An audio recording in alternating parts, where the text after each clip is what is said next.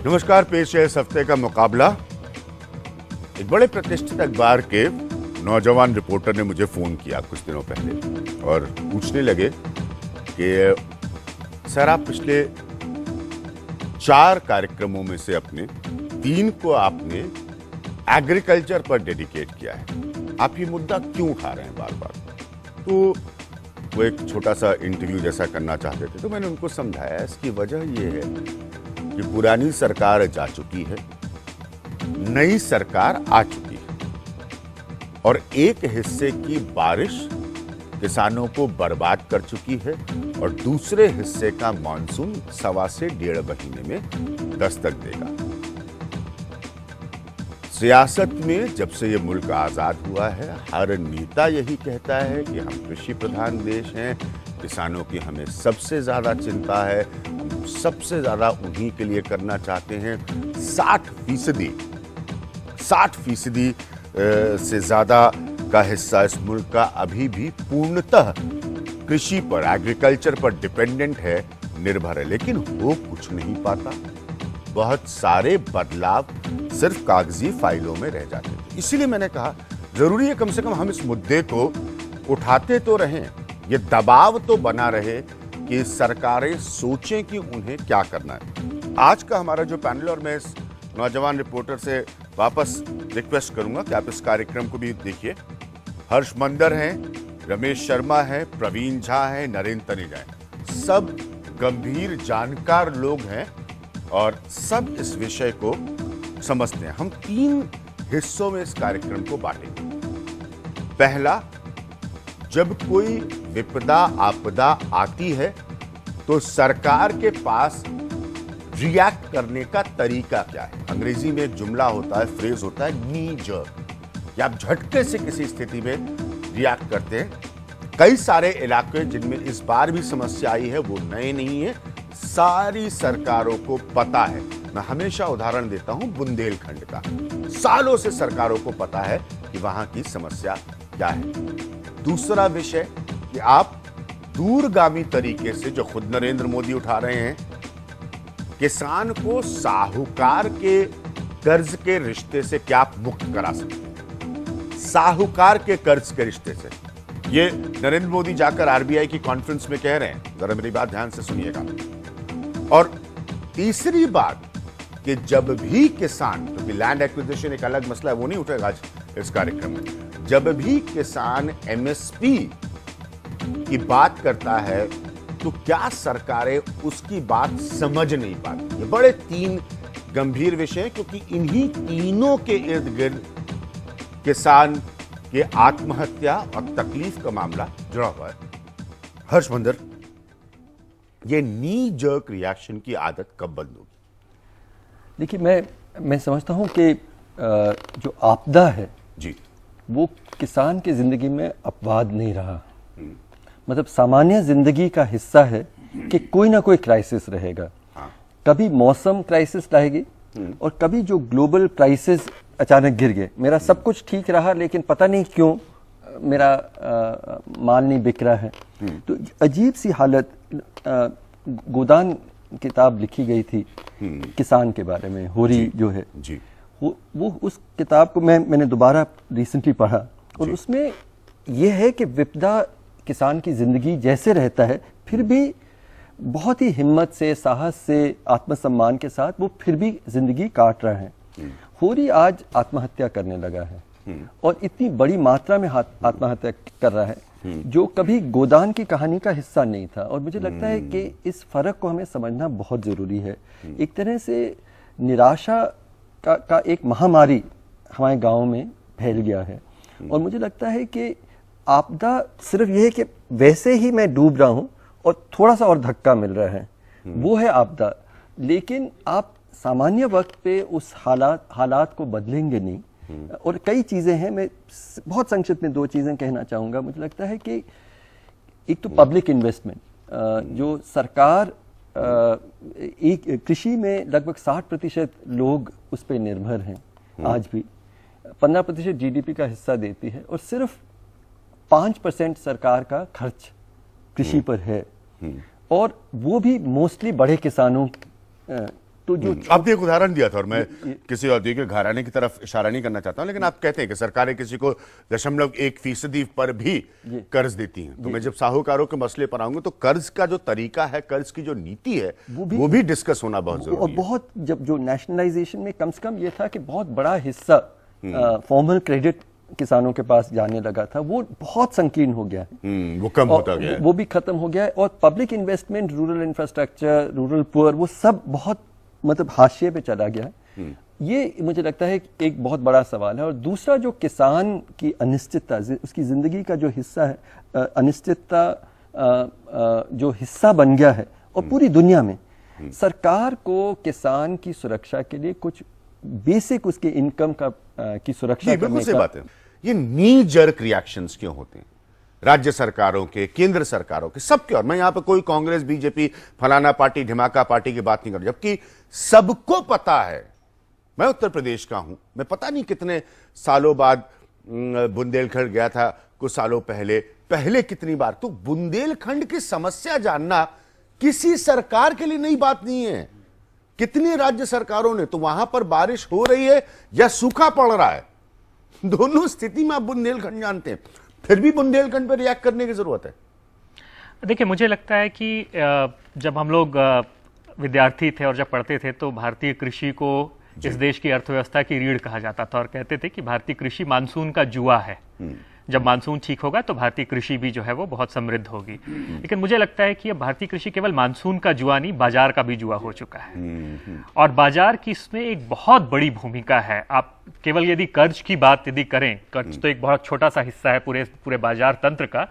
तो जो आंकड़े जो राष्ट्रीय सैंपल सर्वे ने दिए 2005 में, ये आंकड़े दिए थे और बहुत ही चौंकाने वाले आंकड़े हैं कि 2 हेक्टेयर से कम वाले जो किसान हैं, उनकी औसत कर्ज उनके ऊपर जो है वो लगभग 8,800 रुपए की है। 4 से 10 हेक्टेयर वाले जो किसान जो हैं, उनके ऊपर जो औसत कर्ज है वो लगभग 42,000 रुपए की है। और जो 10 हेक्टेयर से अधिक वाले जो किसान हैं, उनके ऊपर औसत कर्ज 76,000 रुपए की है। तो इसका मतलब ये है कि जैसे जैसे कृषि बाजार पे ज्यादा निर्भर होता है, वो ज्यादा से ज्यादा और कर्ज ले रहा है, और जितना ज्यादा कर्ज ले रहा है उतनी ही ज्यादा वो तबाही की ओर बढ़ रहा है। चाहे वो साईनाथ जी के आंकड़े हो, चाहे नेशनल क्राइम ब्यूरो के आंकड़े हो, वो सबके सब आंकड़े केवल इसी दिशा की ओर जो है वो दर्शा रहे हैं। मुझे लगता है कि जो राज्य की जो बड़ी भूमिका जो हो सकती थी, और जो उस भूमिका को जो उन्होंने नहीं किया, कि कृषि का बजट देखें। कृषि का बजट लगातार घटते क्रम में है। कृषि का योगदान जरूर बढ़ रहा है हमारी पूरी अर्थव्यवस्था में, लेकिन कृषि के क्षेत्र में जो बजट का जो हिस्सा है वो लगातार कम हो रहा है। अब यदि केवल 2005 से लेके अब तक 2014 तक जो किसानों को राहत के नाम पे, या जिनकी आत्महत्या हुई, मैं तो उनको हत्या कहना चाहूंगा, जिनकी हत्या हुई जिन किसानों की, उनको लेके जो सरकार ने जो मुआवजा दिया, उसकी यदि इस पूरे बजट से तुलना करें तो आपको बहुत ही आश्चर्यजनक आंकड़े बहुत कम, बिल्कुल सही बात, बहुत कम नजर आए। प्रवीण झा, ये जो नी जर्क एकदम से सरकार, जैसे कह रहे हैं ना कि आप हर, देखिए ये अजीब सी विडंबना है। मुझे लग रहा है कि शायद आप लोगों को ये विषय जो है अपने जरा समझिए। मैं ये कहना नहीं चाहता कि सब लोग चिल्लाने लगे, मैं इस तरह की बहस कभी नहीं कराता, लेकिन समझिए क्योंकि हर व्यक्ति किसानों की बात करता है जहां तक सियासत का ताल्लुक है। फिर ये हकीकत है, ये जो झटके से रिएक्शन, अब यहाँ अच्छा अब ये असेसमेंट होगा, अब उसमें असेसमेंट में भ्रष्टाचार, उसमें किसान मुंह से कह नहीं पा रहा है, लाला से कर्ज लेकर बैठा हुआ है साहूकार से, आप पहुंच गए कोई अभिज्ञान प्रकाश जैसे मूर्ख सरकार के दबाव में, वो कागज पर असेसमेंट कर रहा है, ये फाइल बनकर फिर सबसे ऊंचे अफसर के पास जानी है, फिर सरकार के पास आनी है, और जैसे रमेश जी ने कहा कि बजट का तकरीबन 10% शायद मुआवजे में तब्दील होगा। ये मूल बात ये है कि जो चाहे मॉनसून का जुआ हो या बाजार का जुआ हो, ये इसलिए है कि कृषि को उस स्थिति में नीतियों के माध्यम से पहुंचा दिया गया। एक अरसा था जब आप कह सकते थे, ये मैं 80 के दशक की भी बात कर रहा हूं, जब लोग कहते हैं कि मजाक में ये पत्रकार कहते थे कि जब टिकैत साहब जो हैं वो छींकते थे तो दिल्ली को बुखार हो जाता था। तो खास करके कृषि में एक वर्ग ऐसा था जो अपनी ताकत का एहसास दिल्ली को बहुत अच्छे तरीके से करा देता था, और काफी नीतियां जो बनी ग्रीन रेवोल्यूशन के दौरान 70 के दशक 80 के दशक, उसमें आप काफी खामियां ढूंढ सकते हैं, लेकिन मिला जुला के ये एक फेज था जिसको हम कह सकते हैं पुलिंग अप एग्रीकल्चर। 60 का दशक जो था उसमें हमें बड़ी गहरी मार पड़ी, चूंकि हमने कृषि को नेग्लेक्ट किया हुआ था। और उसके बाद नीतियों में कुछ महत्वपूर्ण परिवर्तन किए गए और उसकी वजह से एक ढांचा बना था। 80 के अंत से अगर आप देखते हैं तो उस ढांचे को पूरी तरह से तोड़ मोड़ के खत्म कर दिया गया है। नीतियां जो होनी चाहिए थी उसके बारे में उदासीनता हुई।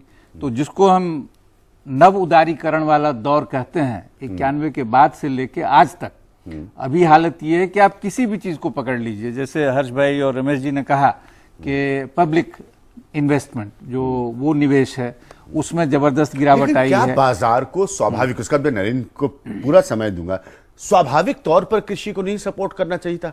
क्योंकि दुनिया की जितनी भी डेवलपिंग इकोनॉमीज हैं, अगर उनकी काम का स्तर, उनके परफॉर्मेंस का स्तर, उनके आर्थिक दायरे का स्तर बेहतर हुआ है तो उसमें कृषि या कृषि के एक बहुत बड़े हिस्से का योगदान है। ये सब आप लोग इंटरनेशनली जो बदलता वर्ल्ड ऑर्डर है उसके हिसाब से आप जानते हैं इस बात को। यहीं पे जो एक पूरा एक आपका जो समाज का आर्थिक कृषि को कमजोर करके एक विकासशील अर्थव्यवस्था की तरक्की नहीं सोच सकते। हाँ, अब बिल्कुल नहीं सोच सकते हैं। और ये बात जग जाहिर है, जिन लोगों ने इस पे ढंग से काम किया है सभी लोग जानते हैं इसको।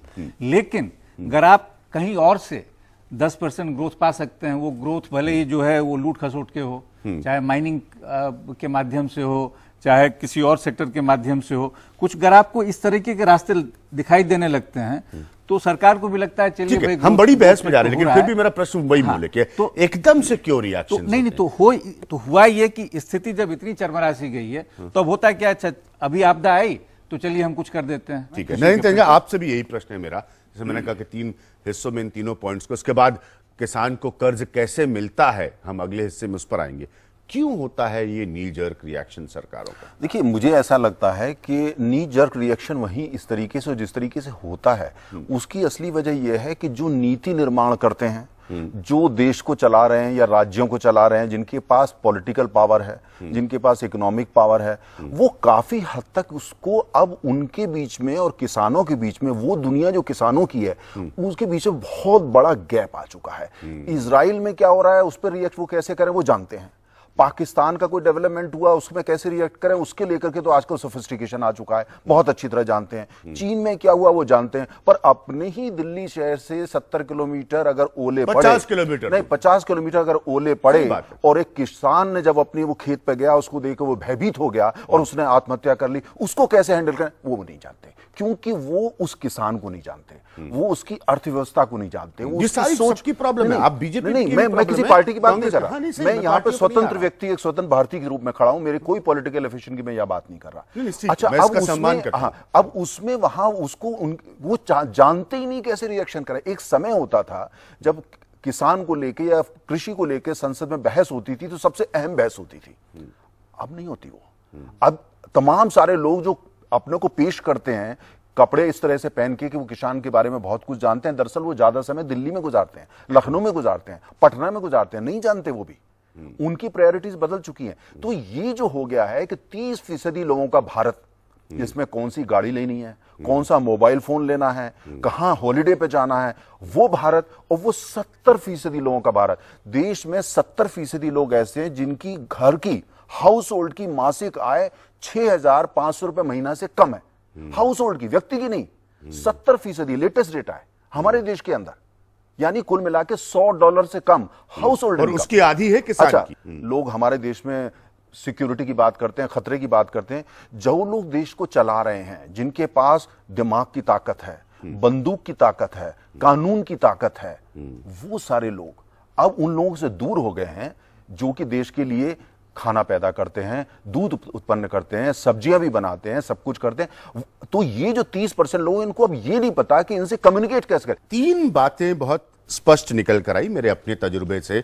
महाराष्ट्र से लेकर बुंदेलखंड तक मैंने बहुत यात्रा की। सवाल बड़ा सिंपल सा है, किसान को पैसा चाहिए होता है जिससे वो खेती में निवेश करे, अपनी खेती में, और वो पैसा उसको उस समय चाहिए होता है। जरा आप समझिए, वो दूसरा काम क्या करता है कि वो किसी बड़े अधिकारी तक नहीं पहुंच सकता, मैंने एक दफे देखा था फॉर्म, बनारस के एक गांव के भीतर मुझे दिखाया गया था कि जो फॉर्म लोग भरने की उम्मीद करते हैं, कम से कम मेरे जैसा आदमी तो फॉर्म ना भर पाएगा, तो किसान से वो फॉर्म उस तरह के कर्ज के भरवाए जाते हैं जो कि किसान समझ नहीं पाता। उसकी सरकार की भाषा हर्षमंदर आपसे बेहतर कौन जानता है, जो लिखी होती है वो आप और नरेंद्र तनेजा हम भी नहीं समझ पाएंगे। ये किसान से भरवाया जाता है फॉर्म, जिसके आधार पर उसको सरकार से लोन मिलेगा।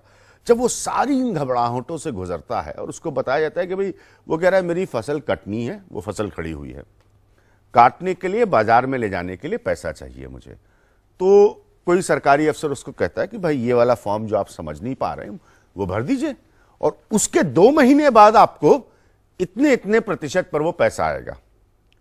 किसान परेशान होता है, कहता है क्या करूं। फिर सब 4 लोग उसके आसपास होते हैं, हमारे जीवन में भी होते हैं लोग, फिर वो कहते हैं अरे भाई क्या जरूरत है, लाला जी बैठे हैं ना, ये फसल रखो और ये लाला जी से पैसे लो। यही पर वो किसान फंसता है। रमेश जी भी इस समस्या को बहुत करीब से जानते हैं। हम जब अगले हिस्से में आएंगे तो ये जानने की कोशिश करेंगे कि जो नरेंद्र मोदी, मैं बार बार नरेंद्र मोदी का जिक्र कर रहा हूं क्योंकि उन्होंने आरबीआई की कॉन्फ्रेंस में ये बात कही थी, क्या वाकई वो किसानों को कर्ज के मामले में साहूकार मुक्त करा सकते हैं या कोई भी करा सकता है? ये एक बहुत बड़ा सवाल है, क्योंकि यहीं से पहला बड़ा आधार पैदा होता है किसी किसान के आत्महत्या करने का। हम इस पर आएंगे एक छोटे से ब्रेक।